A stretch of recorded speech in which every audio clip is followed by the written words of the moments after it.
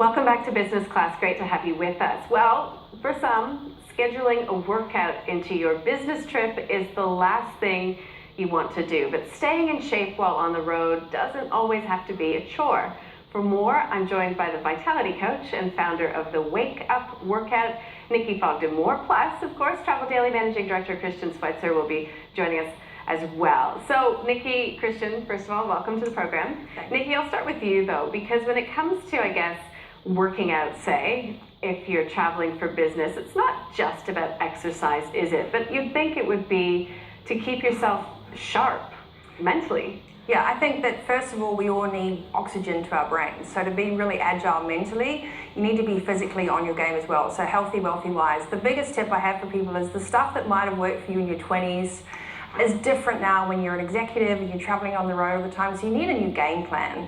And you have to run your body like your business. You have to plan that time in and have that mental agility and physical time as well. So does this mean that you have to stay at a hotel that's got a gym? Do you have to go to the gym? Or can you sort of fit it in around everything else that's going on? I mean, I think that's a really good question. No, you don't need a gym. In fact, life is pretty much your gym. Lace up your shoes and go out. Even if the coffee is the end result of that walk, head out and explore the city in the mornings. Fresh air is the most important recipe. So if you aren't at the gym, explore the hotels that have pools and gyms and everything else, but you can do a mini workout in your hotel room. In fact, that's what I do. If I've only got 10 minutes, it's just that 15-minute a day rule is really important. But the reality is, sometimes on business trips, the time that you have the most downtime is when you're actually in the airport itself or the airport lounge. So should you be moving around, you know, hitting the corridors of the airport rather than sitting and, I guess, sipping a Shardy? Yeah, well, I mean, there's always balance, but my top tips would be walk wherever you can.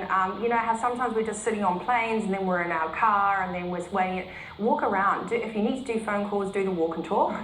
So a lot of lounges these days, you can leave your laptops and cases and just use that area as your gym. So, and the other thing to think about is that you don't actually need to think about exercise an hourly regime. Sometimes 15 minutes is all it takes.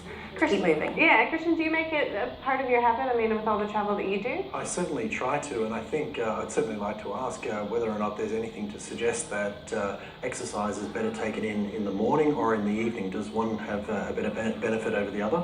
I think the moment you kickstart your day with movement, it kickstarts your brain, it sets your whole day up in a different tone. So if you can wake up and get up as soon as you're awake, that's the trick. So morning workouts are definitely the key. You're also more likely to stick to a regime if you do it in the morning, then the events of the day don't get in the way. Most people have really long days, so by 6, 7 o'clock is the last thing they feel like doing. So morning workouts are the most efficient, they get you fast results, and they really set your day up.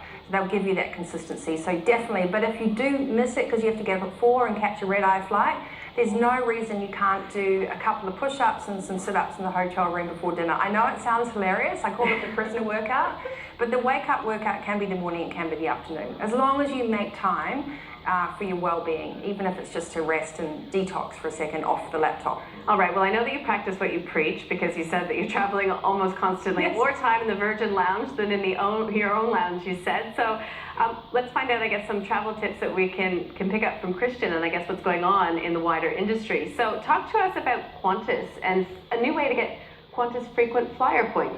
Right, well there's a couple of Qantas stories here.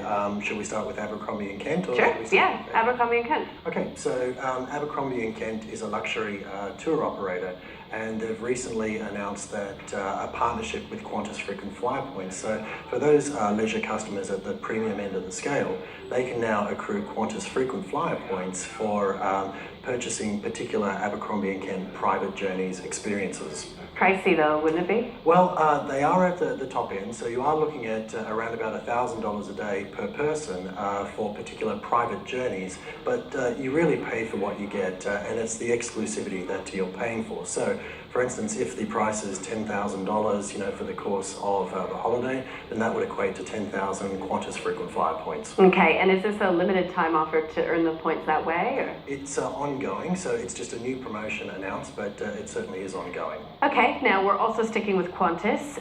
Their EpiQuire wine program. Right. What's the news there? Absolutely. So this is not a new program as such, but it's for Qantas Frequent Flyer members. who enjoy the premium wines and spirits that are served in first and business class. They can purchase those wines and spirits and gourmet food via the EpiQuire website. But now they've announced an even easier way in which to get the items that you purchase delivered to locations right across Australia. Now, Nikki, I know that you head across the Pacific most often, but Christian, if you live in South Australia, there's actually a new and improved way to get to China. That's right. How so? So just recently announced, China Southern have announced that they will be flying from Guangzhou in China to Adelaide, which is a real coup. It's interesting, yeah. It is. The one big benefit for this is that it's a direct service, whereas previously you would have to go through via points such as Singapore or Hong Kong. This is a direct service now, and it's the second announcement from a major international airline to be flying into Adelaide, with Qatar Airways flying in earlier this year in May. And then I guess if you're not staying in Adelaide, you can always do the connections. I wonder if there's a price advantage to doing it that way at all. There might be, but certainly direct services tend to be a little bit more sharper on the price point. Okay, let's move into hotels. So we've been talking about it as a trend about free Wi-Fi, really at the top of the wish list for travelers when it comes to hotel. And so Starwood has announced that they've got a new offering. What is it? That's right. So Starwood have teamed up with Skyroam, which is a Wi-Fi hotspot provider. It's a small little device that enables up to 5 gadgets to be connected to this so that you can enjoy unlimited data and Wi-Fi access when you stay at select hotels throughout Europe and the Middle East. I guess, Nikki, you could use the Wi-Fi to get little downloaded apps for a workout program. Yeah, you can do your little breathe and meditation. But I think that's great. I think we have to have that ability to have time out in your room, even if it means you're just getting things done. It's that privacy factor, which is all really good as well. So. Because there can be a lot of networking, a lot of going out, a lot of eating, and all. You know, it can be quite full on. So you create like a little cocoon, and a lot of the wellness programs that are happening through hotels now. It's really worth investigating those. So.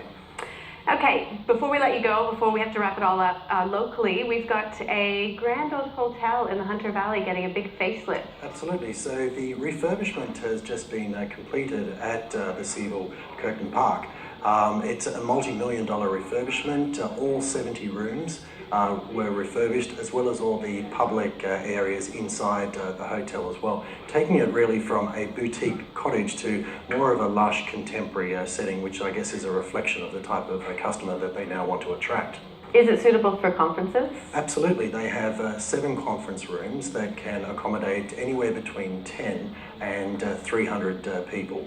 And how about the eating and dining experience there? Absolutely. They've paid particular attention to the dining experience. They've refurbished the kitchen. They have a new food philosophy, which is to source a lot more produce from the Hunter Valley, as well as that paddock to plate philosophy as well. That seems to be really big, that whole paddock to plate philosophy that's going on, and sourcing from local, local producers, which of course you would be a big believer in, wouldn't you, Nikki? All right, guys, it was great to have you both in for a bit of a change. We have had Nikki Fogden-Moore, who's the vitality coach and founder of the Wake Up Workout, and also Christian Schweitzer, a regular guest here from Travel Daily, and he's the managing director there. That's all we have time for. Thanks so much for joining us. Back in a moment.